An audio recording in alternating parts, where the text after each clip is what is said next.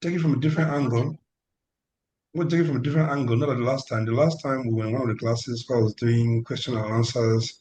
But this class of today, I think I'll just need to take you through the talk, and then you can ask questions at the end. At some point, if I need to ask a question, I will. But if I go by question and answers, we'll take like 3 hours, and we don't have that much time, I guess.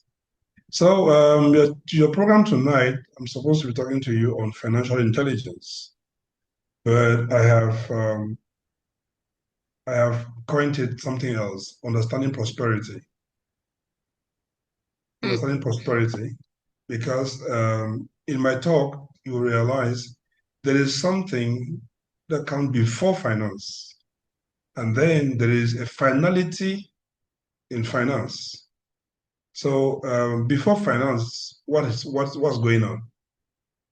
And after finance, what do you get? So I prefer to put it like understanding prosperity. And then especially that finance is just an aspect of um, prosperity, an aspect of wealth.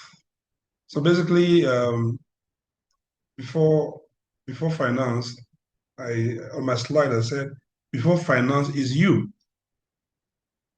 So before finance is you. Somebody can say that to yourself. You may not put your microphone. You can say before finance is me. Because actually before finance is you. Something exists before finance. You existed before you can create finances. So we'll go straight into financial or finance intelligence. There will be a step that we have missed. So before finance is you. So your personality and your network is equal to the degree of your prosperity. That's an opening statement. Two opening statements tonight. Before finance is you. And your personality and your network is equal to the degree of your prosperity. Right. So why do I say that your finance is you? Your soul is a starting point. You don't forget that in all the introduction, as Solange Light said, I'm an apostle, and I'm not doing academic teaching here. I'm not going to bring notes from the university. I'm teaching you from my spirit. And so my reference in all I do, besides this education I've undergone and the books I read, my final big reference is the Bible. And that is from there that you understand a lot of things. And that's why I can tell you that in John chapter 3, sorry, in 3rd John chapter 2, verse 2, 3rd John is one chapter, right? Verse 2, it says, I wish above all things that you may prosper and be in good health, even as your soul prospers. So you see, if you don't have a soul that is prospering, then you don't have health and you not have all things. I wish above all things that you may prosper. So you need to first of all care about your soul. It starts from there. It's not surprising that I coming as an apostle and as Christian, I should be talking to you from that perspective. In John chapter 10, verse 10, you all know it. It says, the devil comes to steal, kill, and destroy. But Jesus came that we may have life and life more abundantly. So are you seeing, I'm dealing with a you here. Before finance is you. So if this is you that is concerned and engaging the prosperity of your soul, then you are setting the right basis for long-term prosperity, for long-term finance. And one of the things, a couple of things that go with that next to soul is your mindset. The Bible says in Proverbs 23, verse 7, it says, as a man thinketh in his heart, so is he. You are what you have spoken yourself into, what you have thought about yourself. People who have thought negativity experience negativity in life. Some people mistaken their challenges for failures. And every challenge to them, one, two, three challenges, they've said, oh, I can't make it. I've tried this many times. And as you speak, your spirit receives it and your spirit certifies it. So over time, you not become the person that cannot make it. Now, you talk yourself into what you become. You've spoken to yourself so much, and in fact, it's amazing. You've spoken so much lies to yourself that you have ended up believing in the lies that you can't make it, you can't succeed. Prosperity is for other people. Well, we just came to accompany some people in this world. Well, that's for them. It cannot be for me. I'm not up to this. I'm not up to that. And in that way, you set your mindset up to fail. As Jesus said in John chapter 1, verse 12, it says, when Jesus came, he said, to them that received him and believed in him, he gave them the right to become sons of God. And from there, I draw an inspiration, a revelation, I would say, you become what you deserve. In other words, you grow into what you desire. So if your mindset is not thinking that way, then you will not become what you're looking for. Because when you know what you deserve, that motivates your making, the making of what you want to become. So you want to be rich, for instance, and then you're not living and cultivating the attitude and the mindset of the Of rich. it. You want to be rich. You're moving with the poor. Sorry to put it that way, but that's it. And you want to be rich, but you're insulting rich people. So your mindset is not conditioning you to grow into that thing that you desire to become. So I say you become what you deserve. So for instance, I take a simple example. You want to become a wife, and then you're not growing from a girl into maturity in terms of character and what it takes to be a wife. And then marriage doesn't come to you. No man's looking at you like, well, you're marrying. Then you don't understand, but you do not grow yourself into that. So your mindset conditions you for what you become. You're going to be poor, your mindset will make you to be poor. You want to be rich, your mindset, how you condition your mindset will set the foundation for that. The second point, or third, I want to talk about soul and mindset is your character. So Lance talked about character, and I was really impressed to listen to her talk about me the way she did. And sometimes when people talk about me, I'm like, oh, okay, yeah, it sounds like me. Oh, so that's who I am. Oh, okay. Anytime I hear people talk about me, I am. I want to say what I'm surprised because Solange, I'm just living my life. I'm just living my life, and then it's coming across as you're saying. And I like what you say because under character, this is what I'm saying under character. Listen to this very well. What does your name suggest to people? She just told you how the words that the three words that describe me in her mind or that she has when she thinks about me. I'm asking you in this class, this character, what does your name suggest to people? When they say Annie, the people that know you, what comes to their mind? Because it is important.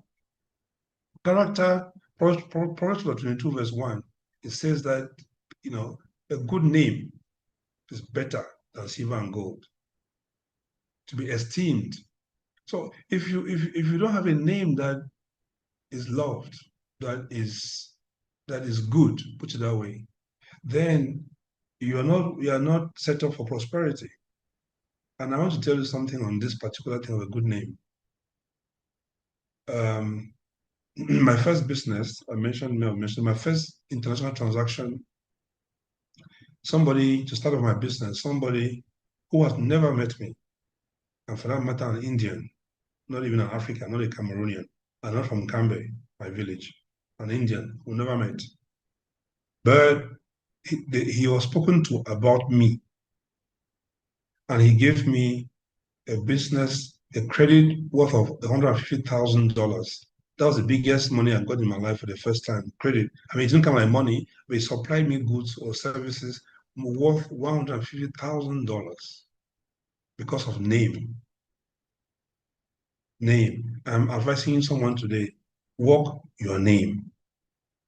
Live a legacy even for your children, because my good name will leave legacy for your children. Imagine somebody sees your child tomorrow.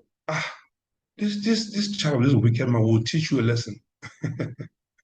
So let me not go that far, but just to say that when you have a good name, you attract, you are set up for prosperity because you attract goodness. Being faithful in little things is a sign of being faithful in much. Luke chapter 16, verse 10 tells us that if a man is faithful in little things, he'll be faithful in much. So as have you learned to be like Paul, who says, I have learned to be contented in little or in lack or in plenty? Because some of us will look, when your character is that, which when you see anybody, maybe you're trying to do a business, you eat all the money because you have seen money, so it surprised you.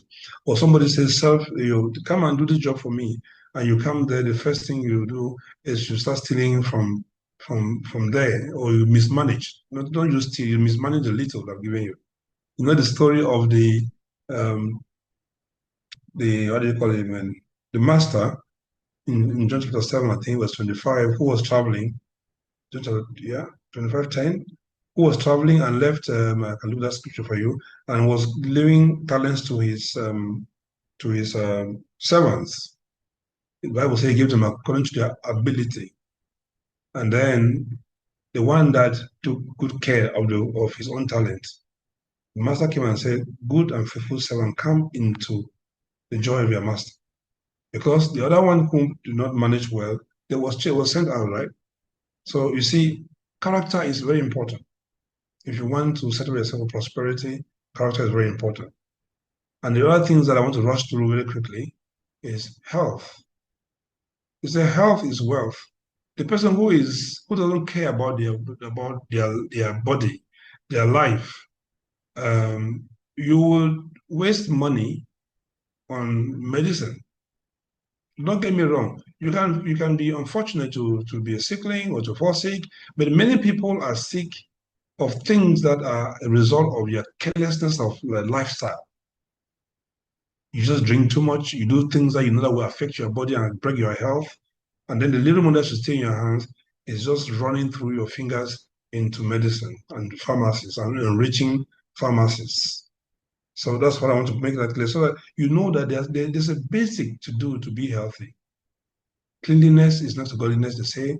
Taking care of yourself, don't do the things that would expose you to ill health that will take away the little money that's stay in your hands. You see how when money stays in your hands because you're healthy, then you are setting up yourself for prosperity. Then quickly, I'm talking on relations. Relations. Prayerfully choose the people you relate with, including your business partners or clients, because who you relate with is very important. So if you lie with dogs, you will get up with ticks.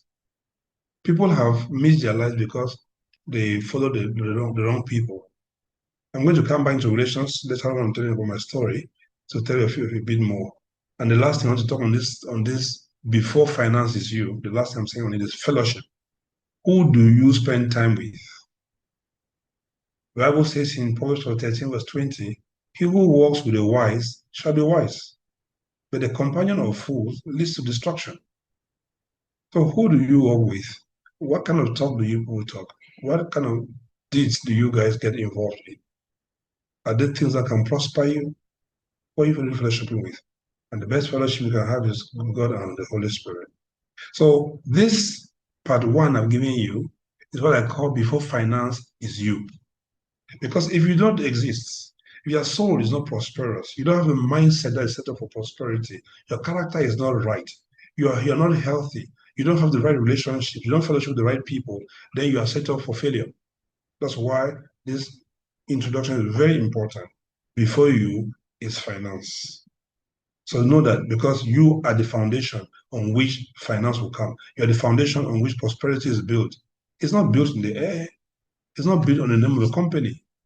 I own companies. Yes, the name that will be floating out there will be NMI Education, Mina Galid Invest, Correct Solutions, Libri Cartier, it's 6972. It's the different, all of those, they are there, but they are all built on me. So before the company comes, it's me. So before finance, keep this, before finance is you. Now, are you set up for prosperity? Have you set up yourself for prosperity? If not, revisit yourself, check your soul, check your mindset, check your character, check your health, check your relationships and your companionship. Then you would have set the foundation for success, for prosperity, which is all in which finance is embedded as well. So now let me tell you the lessons from my life, which because I believe I'm here because um, my wife thinks and is convinced that I can talk to you on finance, on prosperity. I'm sure if she believes so, then it's so because she's the best person that knows me. Now, I've set up my story in this way to tell you about lessons from my life. Because my life, even when I pray to God, I say, let my life be the message. Let my life be the ministration. Because there are many people, you must remember this, there are many people who, just by looking at you, can walk out the path for themselves in life. They'll say, if this one can be like this, then I can also be. So the things I've learned in the lessons of my life to tell my story is number one, need and fear is a powerful starting point. Need and fear. So when you are needy, you don't want to be in that kind of situation. You replace needy with poor. When you are poor, when you cannot afford life, life is not nice. Instead of giving up on that and saying, well, I'm poor, I have nothing, what can I do? You should be thinking, how do I get out of this poverty? How do I get out of this needy position? I need to grow. I need to make money. So on that one, you start figuring out how to make money so that you're not poor, how to afford for life, because it really, you cannot afford for life without money. So in my case, uh, I'm trying to keep my story short. Yeah, I hope it will be short. And if I'm going too fast, so you can always stop me and say I'm talking too fast. But I come from a very poor background. I'll not dwell on that a lot. Orphan as about 6 years in the village, not in the city. Mother not doing anything but subsistence farming to harvest, we do corn and beans and feed her family with it. That's all. Or sell a little bucket and buy oil or buy Maggi. That's the family I was in. Far in my village today, there's no potable water, there's no light. Unfortunately, I cannot do that alone for the whole village. I don't have the means to do that. But that's where I came from. I've grown from one family to the other. Sometimes it's relations, sometimes they're not relations, they're just friends that are sympathetic and have helped me. It's friends in school that give me clothes to wear or shoes to wear to school and all that. That's what the life has been. And then I finished university. To fast forward, I finished university. Where in the university, I'll have 50 francs in the morning and I'll be hungry the whole day to eat in the evening. Pawpaw for 20, beans for 30, and bouilli mentholé, this pap that you put lime inside, called bouilli mentholé in those our days. So that would be my dinner. And I managed to go through university with that. I don't want to bore you with the story. And then now I finished university. I don't have where to go to. I cannot go to, I don't have a home to go to. The only home I can go to is full of terror. And if I go there, what becomes next of me? Where will my future go? So I'm in need. I'm in lack. I am in a fix. I need to come out of that dungeon. I need to come out of that situation. So instead of, folding your hands and lamenting and doing pity partying, when you're in need is the right time. It's the right moment to start off. So I was going around and looking for jobs, just put it that way. Wrote all sorts of applications everywhere. And I got into the hands of someone who gave me what do you call it? A business license.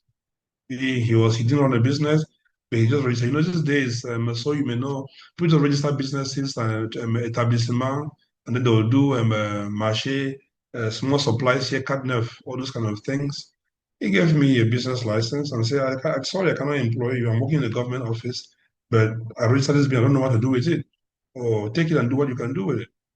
That is how I took from that business license and I built a business for him. because I was in need. And then the fear that I mentioned there is I was afraid that I will not live long in that kind of poverty situation.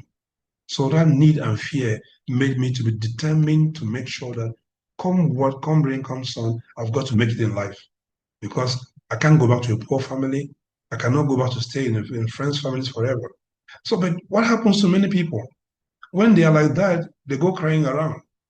They go making, attracting sympathy and pity from left and right. That's not what you should do. You should be figuring out what do I do to get out of this because pity partying doesn't take people out of problems.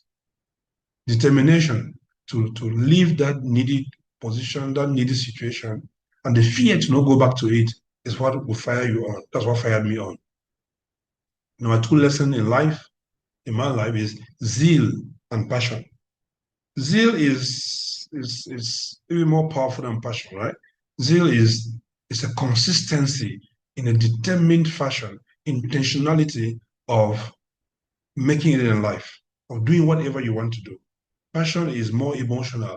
Oh yes, you enjoy doing it, you're passionate about it. But you can, if you're passionate without the touch of zeal, you can easily, not make it. You may not go far. So you have to be zealous about what you do. They say generally that in I don't know I don't know what they say. They say you cannot mourn more than the bereaved. So imagine that you set up a business for yourself and you're trying to employ one person and then you're not zealous in what you're doing and passionate about what you're doing, but you expect that person to be zealous.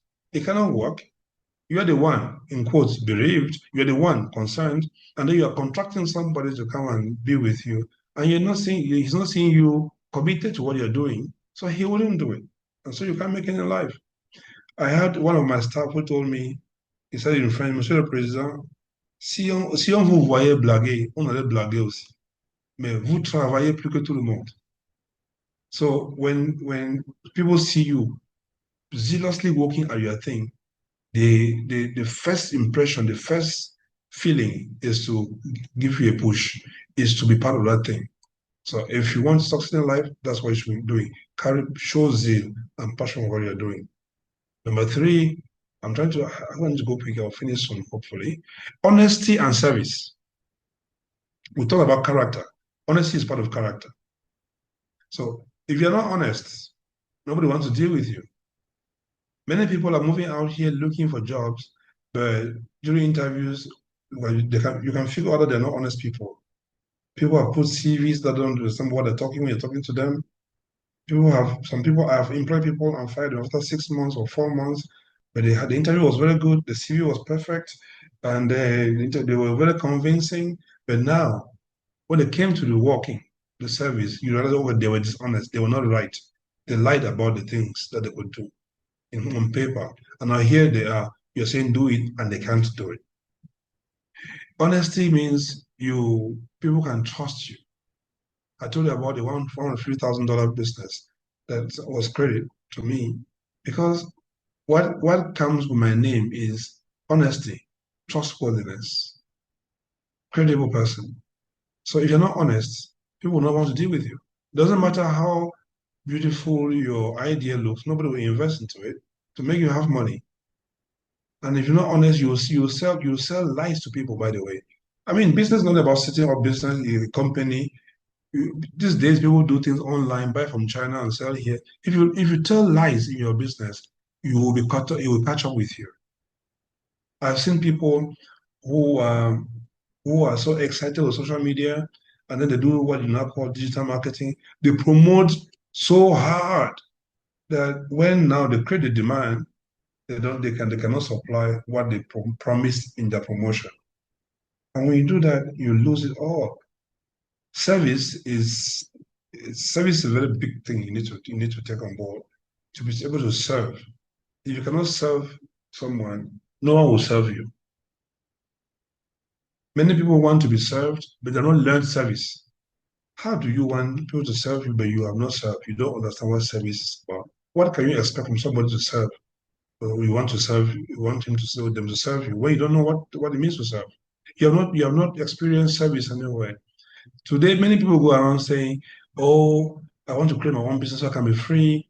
And if I can tell you, the there's no freedom that comes because you've created a business. Eh?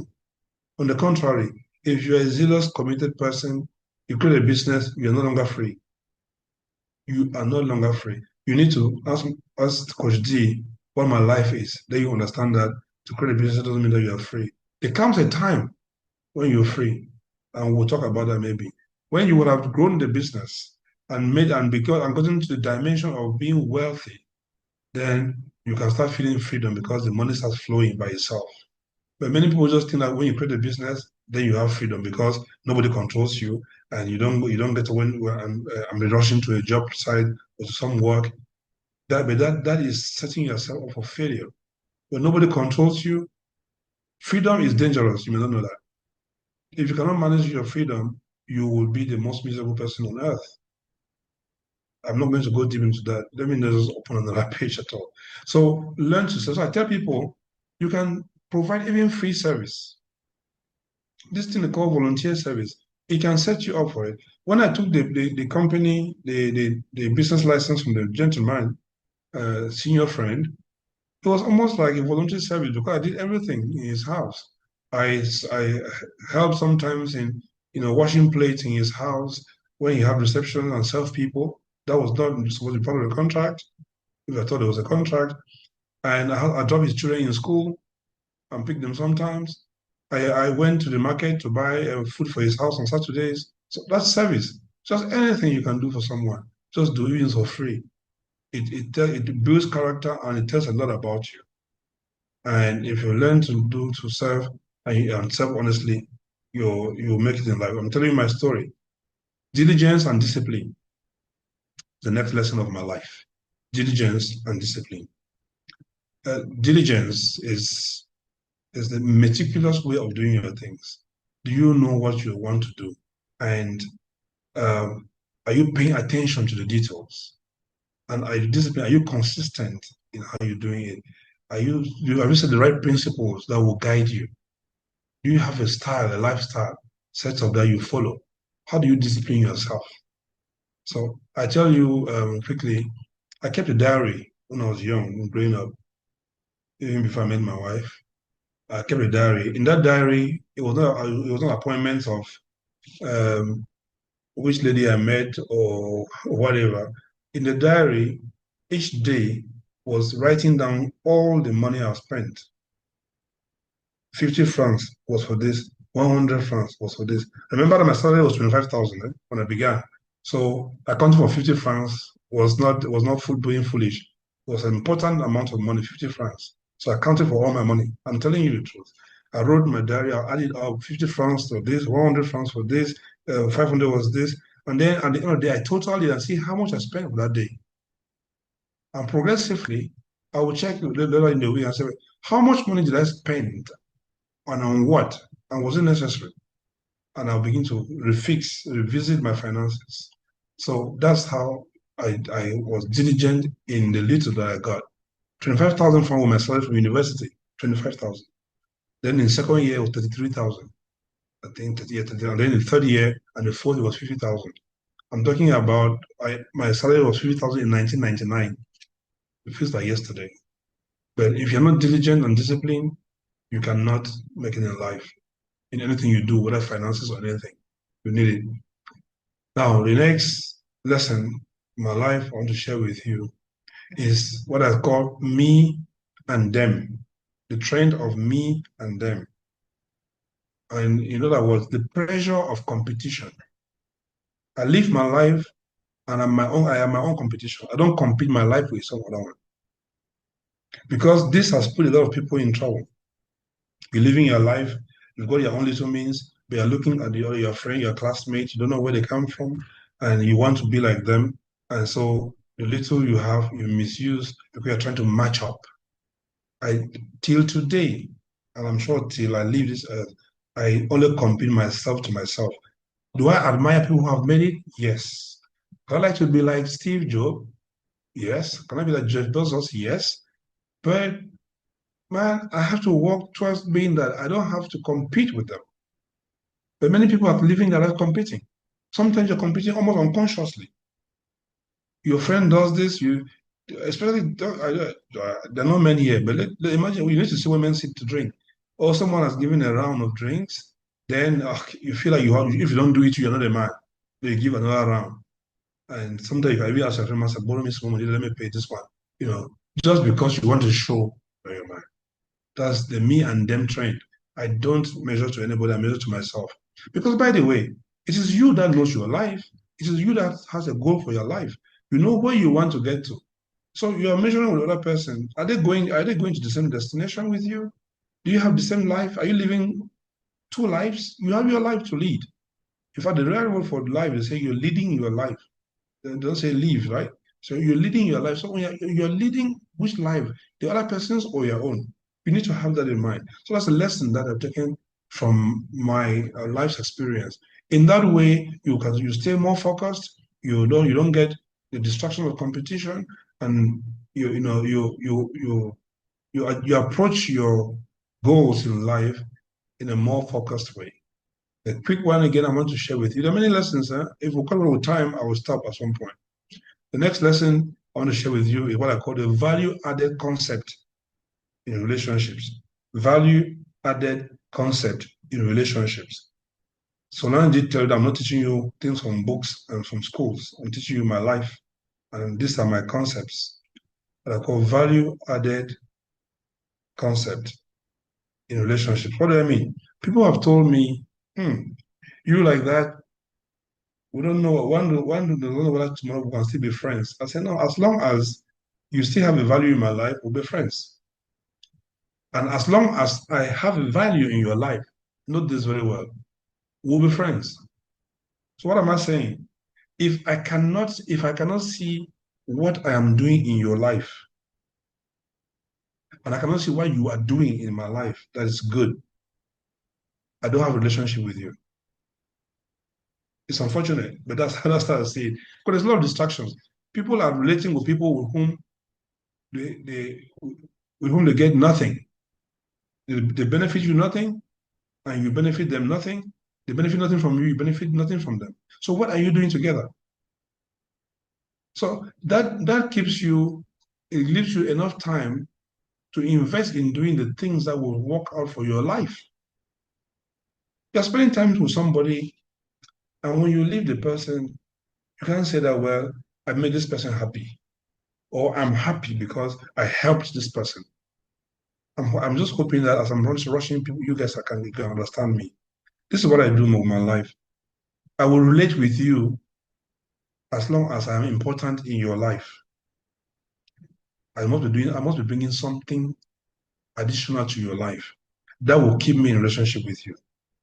And I will continue to relate with you, even if it doesn't add to me, the joy I have for doing something in your life will keep me in relationship with you. That's the other side of it. Now, the reverse is if I'm not doing anything for you, but at least you should be doing something for me. It could be as small as being happy when I see you. Don't get me wrong, it's not about money. It could be just be as being happy when I see you. Do you know that just to be um, available for someone to talk to when they are, you know, overwhelmed is adding value? So I'm just saying that I have learned that if I'm not adding value to anybody and they're not adding value to me, then there's no room for a relationship. Full stop.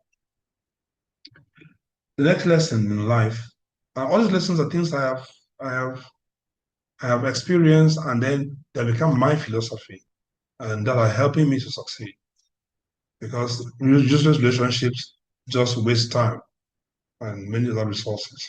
Now, walking the future today is the one other thing that you need to take home with you. Walking the future today. I would explain this. When I was about I was leaving university, just 23.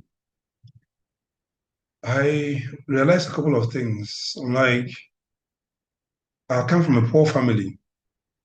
If I don't spend my time working my future, what I want to be in the future now, then I will be making a big mistake because I will miss it and I'll not have time to work for it. When I get old, I will be in a poor future. And so when my classmates and friends were going to nightclub all weekends, I wouldn't be with them. Don't get me wrong. Did I go to nightclub? I did a couple of times, but let me tell you interesting about nightclub for those of you who might know nightclub. At 10 o'clock in the night, I'm telling my friends, let's go now. Let's go to the nightclub because we're ready for the set of the nightclub for the weekend. Let's go to the nightclub. I say, hey man, they don't go to nightclub at 10 o'clock. It's 12. Like, man, what's wrong with going at 10 o'clock? Oh, they will turn around, then go and see somewhere first to get a drink. You know, when you don't have money, you go and just get high in a cheaper place first. Then you go to a nightclub where the drinks are expensive. And then you begin to play with one Coca-Cola bottle all night, you know. So, and we'll go somewhere first, and then 12 o'clock, we'll go to the nightclub. By 2 o'clock, I want to go home. I used to tell them that I want to go. They said, home now? How do you go now? It's morning. So I didn't tell them anymore. We'll just go to the nightclub. My time reaches at 12 or 2 or 3, as I'm tired, I just leave and go. I was trying to reserve my energy and my resources to work for my future in those days. Because you have to choose between playing when you're young and paying and paying when you're old, or pay the price when you're young and take the pain when you're young and play when you're old. Today, if I'm still working hard, it's by choice. I can just structure my life and live on the little that I do and reduce my size. I'll be able to live on it because what? I worked my future on that day in my past, in the beginning. So if you don't do that, you will playing with people, playing out your future when you're young. And the next lesson is adversity is the training ground. Adversity or difficulties is the training ground. I won't dwell a lot. We talked about need and fear up there. But adversity, as you go along with life every day, there'll be challenges. But you cannot run away from challenges. I will tell you, ask my staff, sometimes when things are really calm around the business, I'm like, mais qu'est-ce qui se passe? Il n'y a pas de défi. Je cherche de nouveaux défis. Because challenges have built me, I've become thick-skinned. That Solange said that, talk about courage, me and courage. Yeah. If you run away from things, you will run away from your destiny. Running away from challenges will make you run away from your destiny. And just in case I want to share with you the scripture in the Bible, Proverbs chapter 28 says that the wicked run when nobody pursues them, but the righteous are as bold as lion.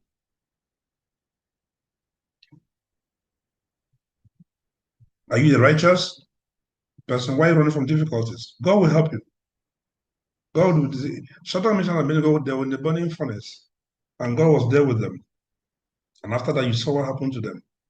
Daniel in the lion's den, when God got him out of there, you saw what happened to him. They were promoted. You have challenges will build you. Challenges will strengthen you.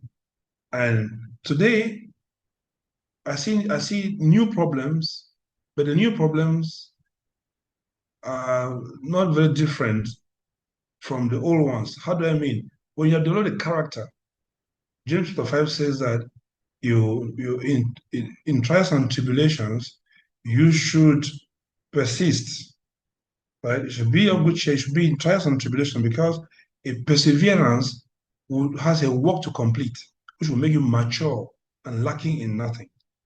So when you persevere in a situation, it matures you. So that maturity begins to resolve every other difficulty you find in front of you.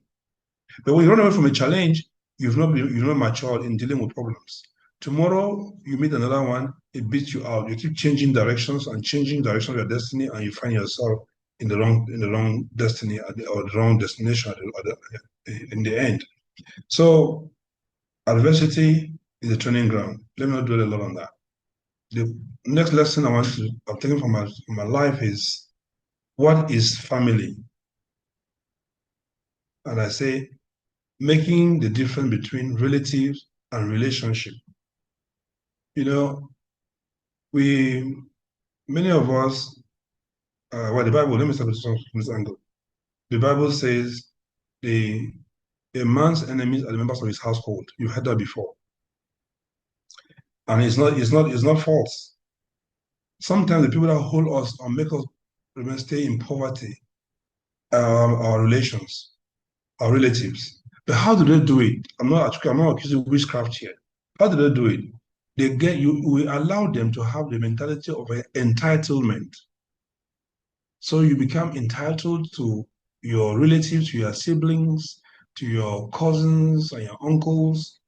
You make them be entitled to you. Sorry, you become entitled to everything you have, whether they helped you or not, they contributed to your thing or not. They're so entitled to everything because you're saying, well, it's my relative, it's my sister, it's my cousin, it's my brother.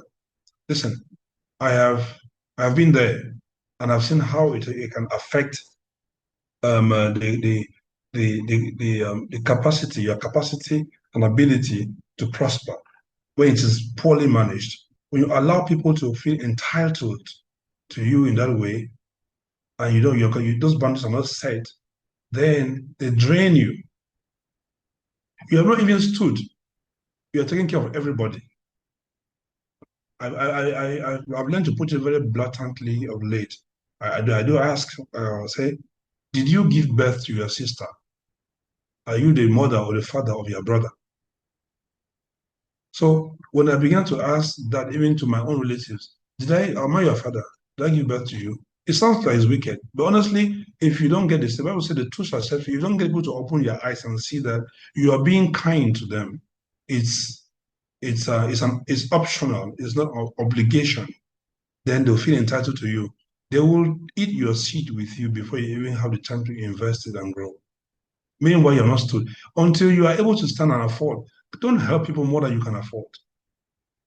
And some of those same relatives are the people that you're wasting the money that you should have been able to build and invest in it. You're putting on them and they're ungrateful and they're insulting and they're asking for more. So I'm making a difference between relatives and relationship. Relationship is it has a friendliness in it. But so you can have relatives that are not friends, right? You can have a sister that doesn't love you, but you keep taking care of them because you think that is your obligation, it's your sister. That is not how I see life. When you grow and start fixing some concepts in your life, some things will change, big things will change. You can be my brother and not be my friend. You don't deserve much from me. If you're my brother and a friend, you're better off. So how you manage family is very, very important. If you take the little that you should hold, you should take and build on so you can have more to take better care of them. And you take it and you think you are helping them and killing both yourself and them. In fact, tomorrow when you, who is the source, dies first, they will figure out how to live because they do not figure out how to, they figure out how to live off you, but you figure out how to make it for yourself. So what you should be doing is teaching people how to pay the price for themselves. The next lesson, I have two more to go and I'll talk to you on finance to end. The next lesson is true investment, understanding what true investment is. Humanity investment mindset. If you learn to invest in people, then you're set up for prosperity because God approves of it. Yes, some people will insult you, some people will abuse your kindness, some people would not be appreciative of what you do for them, but it doesn't matter. God says it. But the few that would appreciate what you've done for them in life, they will be your backup at some point. I'm not saying that you invest in people and be expecting that you are doing that so they can pay it back to you. But I'm just sharing my experience with you. There are many people around the world today who want to do a lot of things for me and my wife, who want to do to help my children because of what I did to them. And when I measure what I did to them years ago, it doesn't match up with what they want to do today. So investment is not only money. Anything you can make humanity better, humans around you, people around you better, do it. Have that mindset. Don't think that, don't treat people, including your employees.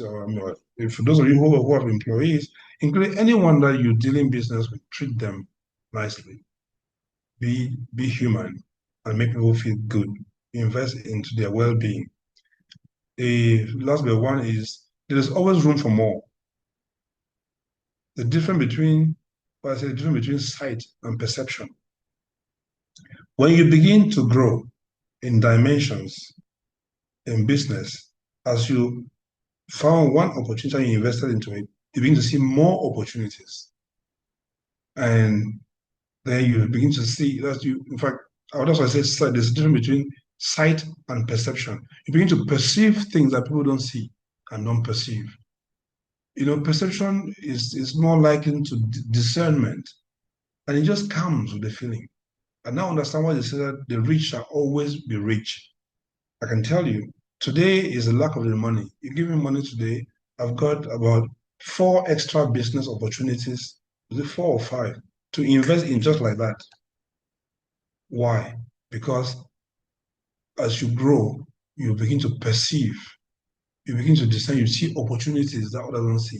So people are looking with the naked eyes, oh, my life is hard, oh, the country is poor, oh, this. But then once you have developed an entrepreneurial mindset and your soul is prospering, like I said in the beginning, the before money is you thing, as you work on it, you see things differently from how others see. That's what I call perception. You discern things, you perceive things. Others are looking with their naked eyes, but you are perceiving. Today, people think that there are no jobs, but I have been advertising jobs and not finding the right people, for instance. But some are saying there are no jobs. People say, oh, there are no opportunities for business. I'm telling you that I have about 5 opportunities for business that I just need money to invest. So there's always room for more. Whether it's in your own daily life, whatever you're doing, you can always do more. You should be hungering to do better always. That is the take home from the life of lessons from my story, from my life. And the last one is the power of spirituality, which I call the God factor always. Um, there is a level that you reach in life. I'll keep it short, so I don't start teaching you here too much about as don't go into gospel. There's a level you reach in life, you realize that you can't do it by yourself anymore. If you realize that earlier in your life, you're better off. But if you never realized it, you're fighting by yourself. You get to a dimension that you realize that, oh, this one now is what I mean. Who do I go to? Beginning to realize that, oh, there's a bigger power than you. Divinity. That is why you see many big people of high class are in occultic groups, whether they call them what, Freemasons or all those things. It's because they reach a level where they are overwhelmed. How do I cope here? There are so many attacks here. People don't want me here, but I am the boss. How do I do? Who do I turn to? Everybody wants to pull me down. They start looking now for who can defend me. Then some go to Babalao, some go to occultic groups, and then the wise ones look for God. But it's best if you can find God early enough, like I told you about the prosperity of your soul, because you'll get to that level where if you don't have a spiritual backing, you will fall. You will not only fall, you'll be destroyed. So these are the lessons from my life. There are many more, but I want to just tell you this, to use this lesson to tell you my story. So this is how I have lived, and this is how I continue to live. In case, because many people want to be like someone, but they don't know what price the person is paying, what they're going through, or what they do to get to where they're going. Talk about the making of the person. When you watch a movie, 1 hour, 30 minutes movie, some that have been shot for 1 year, some can be shot for 6 months, some shot for two years, depending on the challenges they have. So the lives you see and admire, and there's a price and the process they go through. All right. So let me talk to you now as I go towards the last slide on the principles of money. I said to you the foundation. I said before money is you, and I told you what it meant, and then I gave you my story through the lessons of my life. And now I'm sharing with the principles of money. I want to keep them so just smart and simple. Number one, I said managing lifestyle inflation. If you're doing economics, you know what inflation is. But let me just put it this way. Some people increase their expenses each time they have a bit more money, especially you ladies. You see, I'm sure the best way to make women to come in is to let them see a shop. But when a woman enters a shop, there must be something to pick. There's a lipstick, there's a pencil eye, there's an earring. They look small. But by the time you finish the lipstick, pencil eye, sharpener, whatever, nail remover, and all of those things, you can see 5,000 is gone. And you go to your houses, you have like 100 lipsticks, and I don't know how many pencils, blue, green, yellow. You have, not that you don't lack, not that you lack, you have them. But as long as you see them again, someone brings to your office, you will still buy. You go to the shop, you see them, you will still buy.